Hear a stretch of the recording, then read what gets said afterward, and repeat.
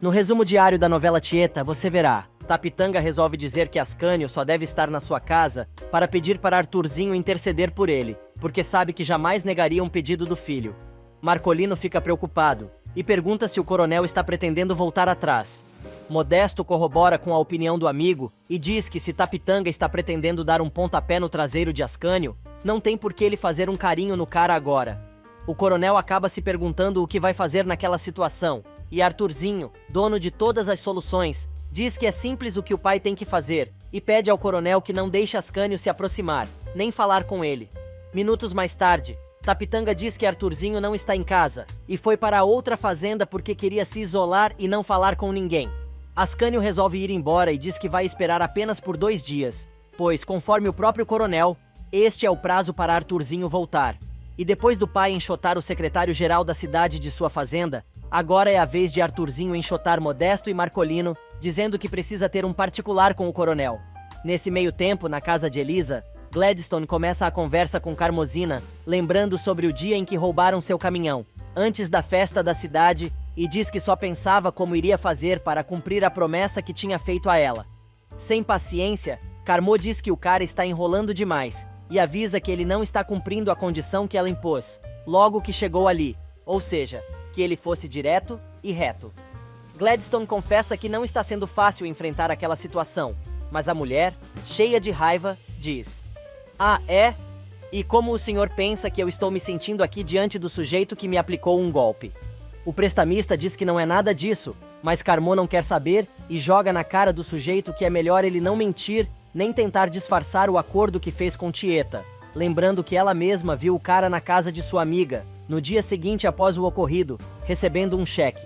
Carmozina pergunta ao rapaz se aquele era o pagamento pelo serviço que prestou, e Gladstone fica ainda mais sem graça, sem saber o que responder. Ela aproveita o momento e diz: "Será que você é suficientemente descarado para me dizer quanto foi?" Gladstone diz que não é tão descarado assim, e emenda uma desculpa, dizendo que fez um trato com Tieta antes de conhecê-la, mas depois que viu quem ela era, a moça se tornou uma pessoa muito especial para ele. Não adianta nada. Cada vez com mais raiva da cara do sujeito, Carmozina insiste em dizer que ele a enganou, pois a fez pensar que entre os dois estava acontecendo algo lindo, mas tudo foi apenas por causa de dinheiro. O moço tenta se justificar, dizendo que a coisa não foi tão 8 ou 80 como ela está dizendo, e jura que adorou cada momento que passou ao lado da mulher. Mas ela insiste que ele só fez isso porque deve ter recebido um cheque bem gordo. Gladstone perde a paciência e manda Carmozina parar de ficar jogando aquilo na sua cara. Mas ela diz que não pode fazer isso, pois está se sentindo uma mercadoria velha, que estava encalhada há muitos anos, que ele comprou apenas para fazer um favor ao dono do armazém. Para completar, a moça diz: "Será que você e Tieta são tão burros assim, a ponto de não perceberem que isso tinha que ser o momento mais importante da minha vida? Que tinha que ser bonito demais, sem manchas?" Gladstone diz que Carmozina está dando importância demais para tudo aquilo, mas ela manda o infeliz calar a boca e diz que agora só falta o rapaz falar a mesma coisa que Tieta, que acha que lavou, tá limpo. O sujeito então resolve dizer que concorda com Tieta e Carmozina não deixa barato. Para encerrar o assunto, ela diz: "Este cinismo é típico das pessoas que já comeram demais, que se lambuzaram tanto que não conseguem mais sentir o gosto do mel. Isso pode não ser importante para vocês, mas para mim, é. A diferença entre o que eu pensei naquela noite e o que eu penso neste momento faz eu me sentir a mais miserável das mulheres. E sabe por quê? Porque você recebeu o cheque, você ficou com o dinheiro. E eu? O que eu recebi? Só uma decepção que veio tardia e por isso vou carregar pro resto da vida. Gladstone, quando eu te conheci, achei que finalmente tinha encontrado o amor. Mas agora, eu sei que não. E cada vez que eu lembrar daquela maldita noite, também vou pensar que foi preciso um homem se vender, receber uma propina." O prestamista não aguenta e parte para cima de Carmo, tentando segurá-la pelos braços, mas ela começa a gritar e manda o moço se afastar. Antes de sair, a funcionária pública deixa bem claro que nunca mais vai permitir que o moço a toque, porque ele já desfrutou bastante e vai se sentir imunda e ultrajada durante muito tempo. Para finalizar, a mulher diz que se fosse para se sentir assim, preferia ter ficado invicta, e ainda diz que a única coisa que ele poderia fazer por ela é apagar o passado dos dois. Mas isso não dá para fazer.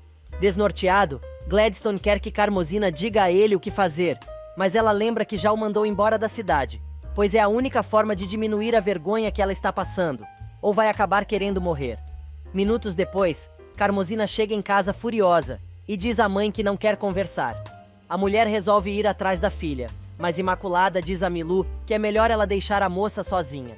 Em seu quarto, Carmosina chora suas mágoas e tem dificuldade em entender como pode ser enganada daquela maneira, lembrando dos momentos de amor que desfrutou ali com Gladstone na noite em que perdeu sua virgindade. A mulher acaba se deitando na cama abraçada às suas bonecas, ainda tentando entender por que ela passou por toda aquela situação. No dia seguinte, Jairo e Sinira vão à loja de Amintas acertar alguns detalhes sobre o material da casinha que estão construindo, mas o comerciante quer saber se a noiva sabe onde Amorzinho passou a noite. A mulher diz que não sabe e quer saber porque o cara queria falar com sua amiga logo cedo. Amintas muda de assunto e comenta como foi escorraçado da casa de Amorzinho, e Sinira sugere que talvez aquela seja uma boa hora, já que a viúva deve estar sozinha. Minutos depois, o sujeito aparece na casa da viúva, que atende a porta furiosa, pois não está conseguindo acabar as encomendas em função do entra e sai. A Minas reclama da forma como está sendo recebido pela bordadeira, mas ela, sem nenhuma paciência, diz ao rapaz que já tinha avisado que está muito ocupada. Mesmo assim, o cara resolve entrar e, levantando o dedo, diz que a mulher vai ter que deixar tudo o que está fazendo para lhe ouvir. Amintas diz que está ali para saber por que Amorzinho anda tão estranha ultimamente, pois soube que ela passou a noite na casa de Carol e quer saber o que realmente está acontecendo. A mulher, com a cara mais lavada do mundo, diz: "Que engraçado! Antes, quando eu tinha aqueles problemas nervosos, o senhor achava que o meu comportamento era normal. Agora que eu não tenho mais tempo para ter ataque e estou tentando cuidar da minha própria vida, o senhor acha estranho. Por que essa preocupação toda comigo, Haim, seu Amintas?" O cara se enrola todo, gagueja, mas no final das contas consegue dizer que seu interesse por ela é por causa da amizade dos dois. Pra quê? Amorzinho fica ainda mais brava e diz que os amigos sempre respeitam a privacidade dos outros e não está precisando de conselhos de um amigo da onça, mandando Amintas embora. O comerciante perde a linha e avisa que vai embora, mas quando ela estiver precisando de alguém para fazer consertos em sua casa, que vá procurar outro, pois nunca mais vai encostar suas ferramentas nos encanamentos dela. Amintas finalmente vai embora e Amorzinho morre de rir da atitude do rapaz. Nesse meio tempo, na pensão, Gladstone diz a Osnar que a conversa com Carmosina foi muito difícil. Ele confessa que tinha esperanças que a mulher ao menos ouvisse o que ele tinha para falar, para tentar de alguma forma remediar o que fez. Osnar diz que sua amiga está muito magoada com o que aconteceu e o prestamista comenta que espera que isso passe, algum dia. Porém, o garanhão da cidade afirma que isso até pode acontecer, mas vai demorar muito e quer saber o que o caminhoneiro pretende fazer. Minutos depois, Gladstone vai falar com Tieta, que aconselha o moço a fazer o que Carmosina pediu e sumir do Agreste por algum tempo. O rapaz confessa que, apesar de ser importante o perdão de Carmo, não conseguiu se apaixonar por ela e seu coração vai sair da cidade da mesma maneira como chegou. Tieta, então, pede para o amigo não ficar se corroendo com o remorso, pois se existe um culpado naquela história toda, a culpada é ela. Tonha vai conversar com o padre e diz que sabe que Ricardo não fez besteira quando resolveu fugir do seminário. O padre diz que a mulher tem razão, pois Deus escreve certo por linhas tortas e dá como exemplo a própria transformação dela, e conta que sempre a considerou uma joia delicada, mas Zé Esteves nunca deu valor à esposa.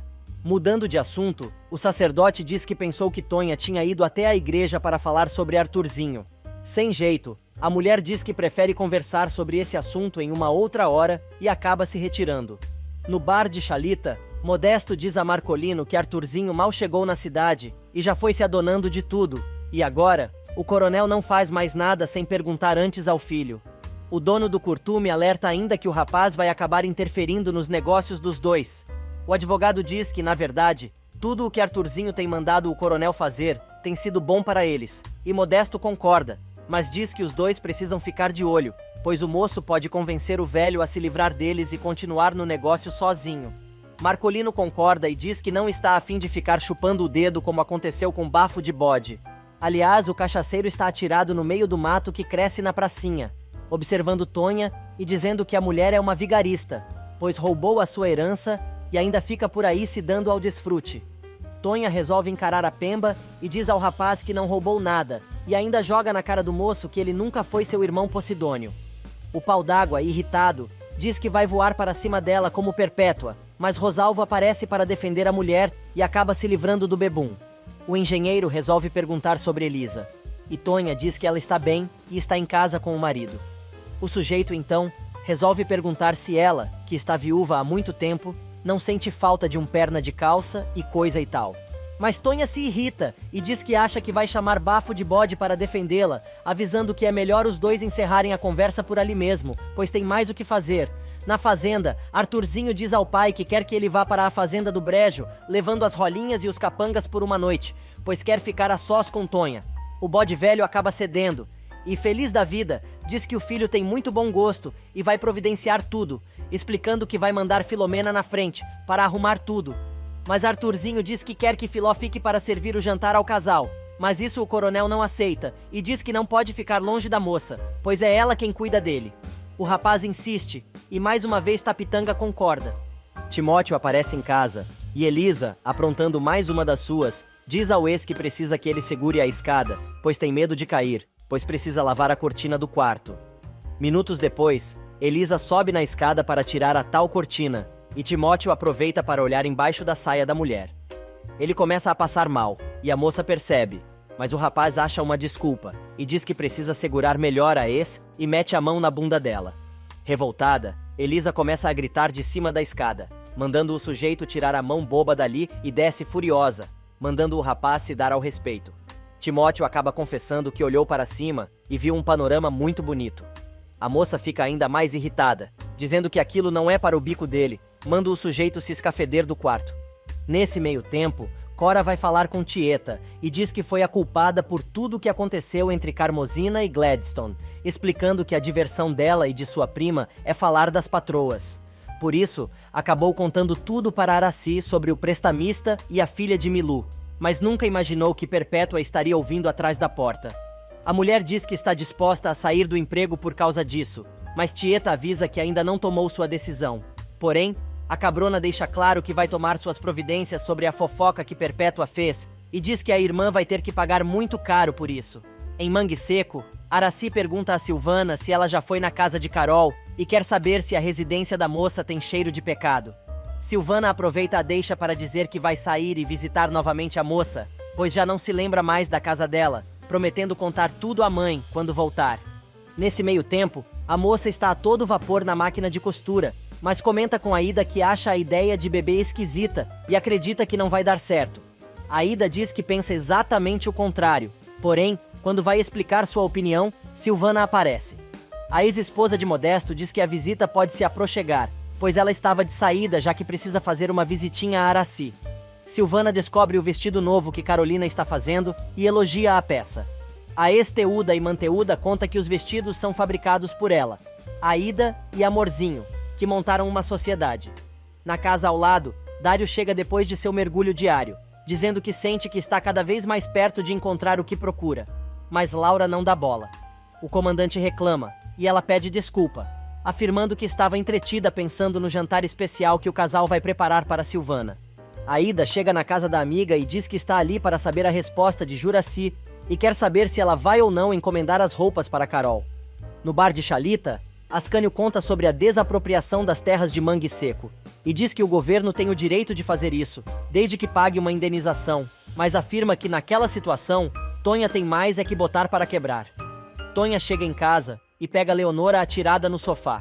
Preocupada, ela pergunta se a garota está bem e a cabrinha conta que está sofrendo, mas já lidou com isso antes, porém precisa encontrar uma maneira de dar uma guinada em sua vida. A mulher dá a maior força, afirmando que a mocinha vai conseguir fazer isso, mas Trapizomba aparece para entregar a ela um bilhete de Arthurzinho. Feliz da vida, ela conta a Leonora que é um convite do rapaz, que quer que os dois jantem juntos naquela noite.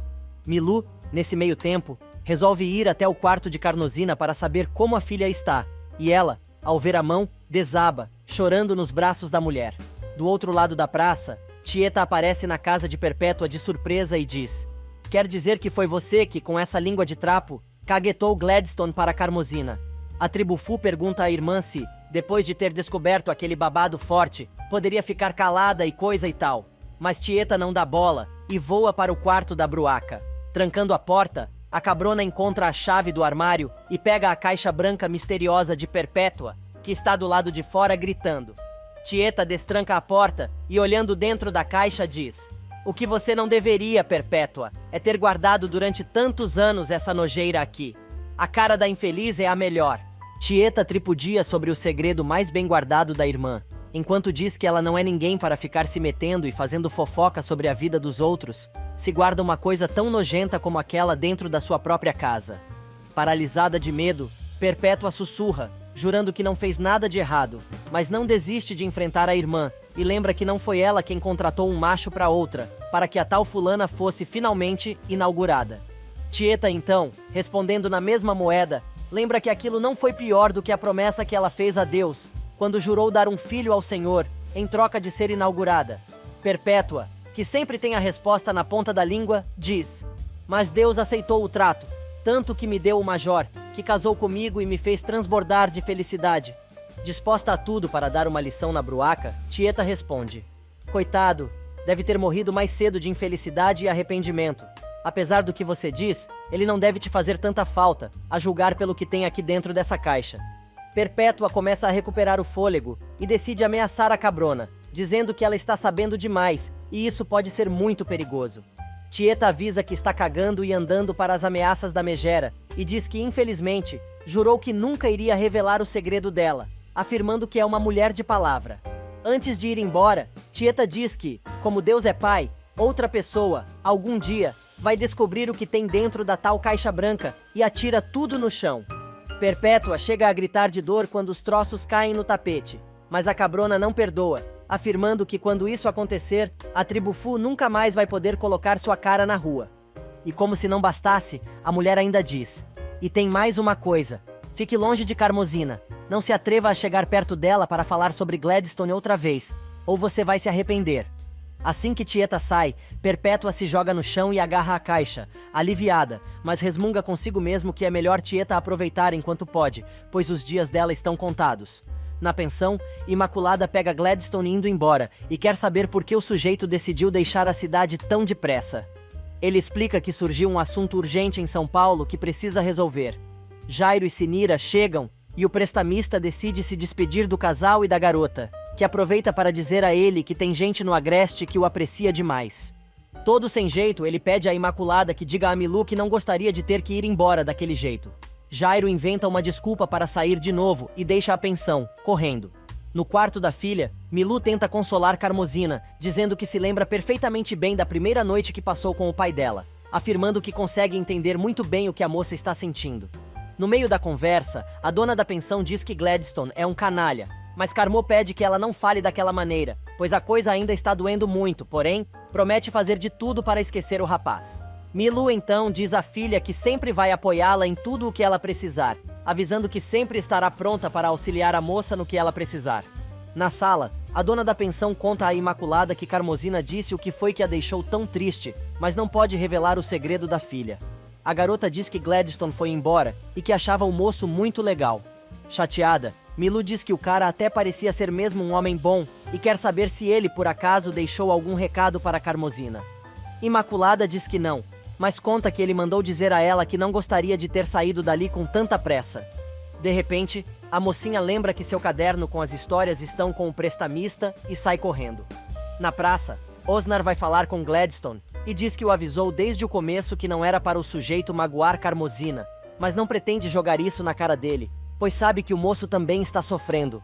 O prestamista, desacorçoado, diz que preferia ter perdido novamente a arca dos sonhos do que ter passado pelo que passou, e comunica ao amigo que acredita que nunca mais vai voltar à cidade, mesmo que tenha algumas encomendas para entregar. Gladstone diz que é melhor que ele, e Carmosina não se vejam mais, pedindo a Osnar que cuide bem da mulher. Os dois se despedem como velhos amigos, e Gladstone finalmente dá partida em seu caminhão. Imaculada aparece correndo, mas não consegue alcançar o sujeito e acaba se dando conta que perdeu seu caderno. A garota resolve ir até a casa de Peto para contar ao amigo e à Letícia o que aconteceu com seu caderno, mas os jovens estão mais interessados em saber por que Gladstone foi embora. Imaculada diz que acredita saber qual foi o motivo, mas Perpétua aparece, mandando a mocinha calar a boca e avisando que aquilo não é assunto para criança. A mulher expulsa novamente a ex-rolinha de sua casa e a garota sai, mas não sem antes desafiar a bruaca, chamando a mulher de falsa, tampando o nariz. Agora, a tribo Fu resolve expulsar Letícia e Peto defende a namorada. Porém, a morcegona não quer saber e diz que o namoro dos dois terminou, avisando que não quer mais que o filho se encontre com aquela garota, que é filha de pais separados. Para completar, ela ameaça Peto e diz que vai mandá-lo para o seminário, como fez com Ricardo, se o menino não obedecer. Letícia se mete na conversa e diz ao namorado para parar de enfrentá-la, mas avisa que naquela casa ela não coloca mais os pés. Furioso, Peto discute com Perpétua e diz à mãe para não chamá-lo mais de menino, pois ele já cresceu. O moço aproveita ainda para avisar que se ela não o deixar em paz com Letícia, vai fazer como o irmão e ganhar o mundo, pois assim ela nunca mais vai encontrá-lo. Na fazenda, o coronel quer saber se o filho gosta mesmo de Tonha, dizendo que os dois são muito diferentes, pois enquanto ele é um cara educado, a mulher, apesar de bonita, não passa de uma caipira. Arthurzinho, então, responde que é justamente isso que o atrai, mas tem certeza que pode fazer de Tonha uma grande mulher. Tapitanga agora quer saber até quando o rapaz pretende ficar na cidade, e ele diz que se for por causa de Tonha, é capaz de ficar mais tempo do que tinha previsto. Na cidade, Tonha conta à Tieta que Arthurzinho a convidou para jantar e confessa que os dois têm se encontrado e coisa e tal. Ela ainda diz que no convite, o rapaz diz que eles vão colocar os pingos nos is e quer saber qual é a opinião da amiga. A cabrona aconselha a moça a aproveitar a oportunidade e deixar para ver depois se a relação deles vai funcionar ou não, alegando que só existe uma maneira de saber disso, ou seja, experimentando. Na pensão, Osnar conta a Carmosina que Gladstone foi embora, atendendo à sua exigência, e ela não poderia esperar que o sujeito agisse diferente. O rapaz ainda diz que o prestamista ficou muito abatido com a situação e aconselha a amiga a relevar e esquecer tudo, pois se ela acreditou no caminhoneiro desde o começo, é porque ele não foi tão mentiroso assim. Para completar, Osnar comenta que depois de ter visto o jeito que Gladstone ficou naquela história, se deu conta que todo mundo que estava envolvido saiu perdendo. Carmosina que Tieta foi a única que não foi afetada por tudo o que ocorreu, e Osnar explica que era justamente sobre isso que gostaria de falar e avisa. Gladstone foi embora e você pode tentar esquecer dele, mas quanto a Tieta, você vai ter que tomar uma atitude. Vocês duas sempre foram amigas, e agora a amizade de vocês está estremecida, e ela tá em casa, toda depressiva. Então você vai fazer o quê? Vai voltar a ficar de boas com ela ou vai deixar tudo como está? Carmosina confessa que ainda não sabe que atitude tomar em relação a Tieta, e a única coisa que pode afirmar naquele momento é que não está com ódio da mulher, pois ela sempre foi uma grande amiga e coisa e tal. Porém afirma que está muito magoada com o que a cabrona fez e afirma que ainda não quer se encontrar com ela. Osnar pergunta se pode dizer tudo aquilo para Tieta e a mulher. Deprimida, diz que sim. Segundos depois, o rapaz já está na casa de Tieta, contando a ela o recado de Carmosina. A mulher diz saber que vai ter que se esforçar muito para recuperar a confiança da amiga e jura que vai fazer o impossível para ter a amizade de Carmo de volta. Osnar, então, tranquiliza a amante, dizendo que Carmo não é de guardar rancor, e com o tempo ela vai perdoar. Tieta resolve mudar de assunto e comentando que o rapaz fica de um lado para o outro, dando conselhos e levando recados, quer saber o que fez para merecer um amigo como ele. O rapaz não gosta de ser chamado de amigo, e com um sorriso maroto na cara, pergunta se é só isso que ele é para ela. Tieta começa a rir e diz que obviamente ele não é só isso, mas só quando ela está com a cabeça boa e sem problemas para resolver, pois naquele momento, o que mais precisa, na verdade, é da amizade do rapaz. Osnar resolve ir embora e Cora aparece, dizendo à patroa que não sabe o que deve fazer, pois depois de tudo o que aconteceu, acha que deve arrumar suas trouxas e ir embora. Tieta fica furiosa e não aceita o papinho da empregada, avisando que não está disposta a ficar em casa, cuidando de cozinha e tudo mais, avisando que a moça vai continuar ali trabalhando para ela. Cora fica emocionada e chega a beijar a mão da patroa, dizendo que não existe no mundo alguém como ela. No mangue seco, Silvana diz ao pai que Juraci não abre a boca há mais de meia hora. Edmundo quer saber se desta vez a mãe ficou doente de verdade, e Marcolino diz ao filho que vai perguntar. Com todo o jeito, o advogado começa a chamar pela esposa que responde, dizendo que está bem. Silvana, então, pergunta se ela ficou boa de todas as doenças, e Juraci se emenda, afirmando que quis dizer que, além de tudo que ela já tem, não apareceu nenhuma doença nova. A garota começa a rir, enquanto Marcolino diz que isso já é um grande progresso, incentivando a mulher a continuar assim, pois daqui a pouco ela não vai ter mais nada. Juraci finalmente confessa que está preocupada com Modesto, pois o hóspede não apareceu para jantar. Na verdade, o dono do curtume está enchendo a cara no bar de Xalita. O turco vai até a mesa de Amintas, e Timóteo para comentar que o cara está bebendo há meia hora, sem dizer nada. Amintas avisa que, se o dono do curtume continuar assim, vai acabar como o bafo de bode, que aliás, acaba aparecendo, dizendo que está com sede. Timóteo manda Xalita dar água para o bebum, mas ele diz que seu fígado gosta só da água que passarinho não bebe. Amintas tenta despachar o pau d'água, mandando o cara ir dormir, mas ele explica que há mais de uma semana não consegue pregar o olho. Sem saída, o turco decide resolver a situação e passa a mão na garrafa de cachaça, dizendo ao rapaz que aquele é um excelente remédio para a insônia. Bafo de bode passa a mão na canha, dá uma cafungada e vai embora, enquanto Modesto Pires continua bebendo, sem dar uma só palavra. Tonha vai ver a filha e Elisa quer saber se ela está preocupada com o jantar que vai ter com Arthurzinho no dia seguinte. Mas, para a surpresa da moça, Tonha diz que está preocupada com Bafo de Bode, pois encontrou o rapaz na praça mais cedo e ele disse um monte de desaforos. Elisa comenta que o cachaceiro cismou que é irmão de Tonha. A mulher, então, conta que colocaram isso na cabeça do rapaz, pois sabe que seu irmão desapareceu quando ela ainda era muito criança e nunca mais se ouviu falar nele.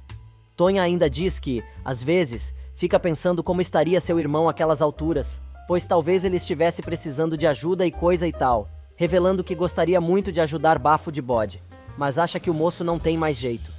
Trocando o esquerdo pelo direito, Bafo de Bode consegue chegar ao circo abandonado, já tarde da noite. Agarrado à garrafa de cachaça, ele acaba caindo em um canto qualquer e recita mais um de seus versinhos, antes de cair no sono. Porém, a mulher de branco aparece, sem que o cachaceiro desconfie, mas acaba desistindo de atacar o rapaz e vai embora. No dia seguinte, Aida aparece bem cedo na casa de Juraci e quer saber se ela já está preparada. A mulher tenta dar para trás, mas a ex de Modesto lembra que as duas combinaram tudo direitinho e agora ela não pode mais desistir. Juraci resolve acompanhar a amiga no compromisso, mas quando estão saindo, o comandante aparece. A esposa de Marcolino manda o cara entrar dizendo que Silvana está na sala. Assim que a mocinha vê Dário, pergunta se ele está ali por sua causa. Sem jeito, o cara limpa a garganta e diz que está ali em nome dele e de Laura, para convidá-la para um jantar na sua casa, naquela noite. Obviamente a moça topa, e assim que o sujeito sai, ela cai na gargalhada. Na cidade, Laura vai à loja de Timóteo escolher louça nova, contando que ela e o marido vão dar um jantar especial naquela noite. Amorzinho aparece para deixar mais um vestido para vender. O rapaz pergunta por Carol, e a viúva diz que a moça não pode sair de Mangue Seco, pois iria receber visitas, mas não quis dizer quem era. Timóteo diz para a moça ficar tranquila, pois vai colocar o vestido para a exposição e depois se acerta com ela. Aida chega com Juraci à casa de Carol, que recebe as duas com um sorriso. Porém, a hipocondríaca resolve colocar defeito em tudo, e ainda diz que a casa da moça é um pouco pink demais para seu gosto. Carol não entende nada, e Juraci diz que aquilo significa Rosa bebe, começando seu sermão. Porém, Aida, conhecendo a amiga, interrompe o assunto, chamando a mulher para conhecer o quarto de Carol. Juraci fica espantada com a cama redonda, mas resolve tocar o colchão, percebendo que é bem rígido. A mulher começa a falar que aquilo é muito bom para a coluna, e Carol convida a visita para sentar um pouquinho. A mulher de Marcolino, se abanando, senta na cama da moça e pergunta se ela não fica tonta. Carol explica que só fica tonta quando a cama balança, explicando o seu funcionamento e coisa e tal, mas Juraci pergunta se pode deitar um pouquinho. Carol autoriza e Aida deixa a amiga à vontade. Juraci toma coragem e se deita na cama, mas acaba apreciando muito o móvel. Nesse meio tempo, as meninas da Casa da Luz Vermelha vão ao bar de Xalita e avisam a Aminta sobre a festa que vão dar para receber Zuleika Cinderela, que está voltando para a cidade. As meninas aproveitam para convidar o dono do estabelecimento, chamando Xalita de libanês. Amintas estranha e quer saber o motivo. Manon explica que o sujeito esteve na Casa da Luz Vermelha no outro dia e não gostou quando elas o chamaram de turco. Xalita, então, resolve explicar a diferença e diz que ele nasceu no Líbano. Porém, o comerciante lembra que o cara jurava que era baiano e coisa e tal, mas o turco desconversa. Manon conta que elas estão preparando tudo como Zuleika mandou, mas tem uma coisa que acha que não vão conseguir. Mesmo assim, a moça vai até a sacristia para pedir ao padre que reze uma missa em ação de graças pelo restabelecimento de Zuleika. Perpétua aparece na sacristia e avisa que Mariano não vai rezar nada, expulsando a Kenga dali. O sacerdote manda a megera fechar a matraca, afirmando que ninguém a chamou ali, e ainda diz que está atendendo Manon. A bruaca reclama mais um pouco, mas vai embora, e o pároco diz que vai rezar a missa que Zuleika encomendou. Manon beija a mão do padre em agradecimento, e aperta a bochecha de Cosme antes de sair. Enquanto Mariano tenta se livrar da marca de batom na sua mão, Cosme diz ao padre que, pela primeira vez, concorda com Perpétua, e ainda afirma que, se Ricardo estivesse ali, não concordaria com aquilo também.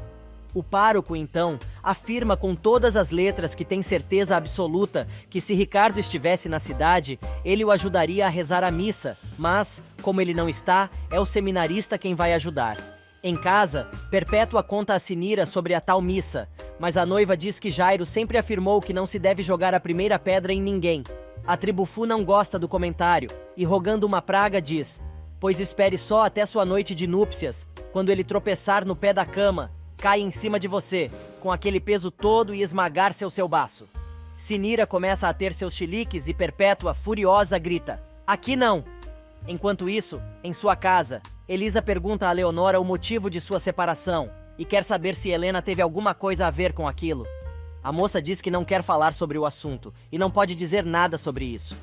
Elisa então conta que Ascânio botou Helena para fora de casa novamente, a pontapés, e foi por isso que ela foi embora da cidade outra vez. Leonora fica feliz da vida, mas diz à amiga que não se encontrou com Ascânio depois da separação, pois a coisa ficaria ainda pior para os dois. Na fazenda, Arthurzinho trata Filomena com estupidez e diz à moça como quer que seja servido o tal jantar, avisando que ela precisa fazer tudo conforme ele mandar. O rapaz pergunta onde está o coronel e Filomena, furiosa, diz que o patrão foi até a prefeitura e depois vai levar todo mundo para a fazenda do Brejo como tinha combinado com ele. Ascânio chega à prefeitura e pega Leôncio na poltrona, lendo o jornal. O ajudante se assusta e levanta rapidamente, mas o secretário-geral do município avisa que só vai conversar com ele mais tarde. Ao entrar na sala, Ascânio encontra o coronel em sua cadeira e pergunta se o bode velho resolveu dar uma de prefeito. Tapitanga diz que já deu corda demais para o rapaz e agora está na hora de apertar o laço até enforcá-lo, se for preciso. Ascânio responde que o coronel não precisa chegar naquele ponto e avisa que ele pode ficar plantado ali o tempo que quiser, pois desistiu de ser prefeito e vai sentar na mesa do lado de fora. O coronel então começa a gritar, dizendo que o moço não vai sentar em lugar nenhum, pois tem em suas mãos a demissão dele. Leonora vai até o correio e pergunta a Carmosina se está com raiva dela. A mulher diz que não, mas está muito magoada com tudo o que aconteceu, e a moça afirma que está ali justamente para oferecer seu apoio. Ascânio aparece de surpresa na agência para contar a última novidade e dá de cara com Leonora.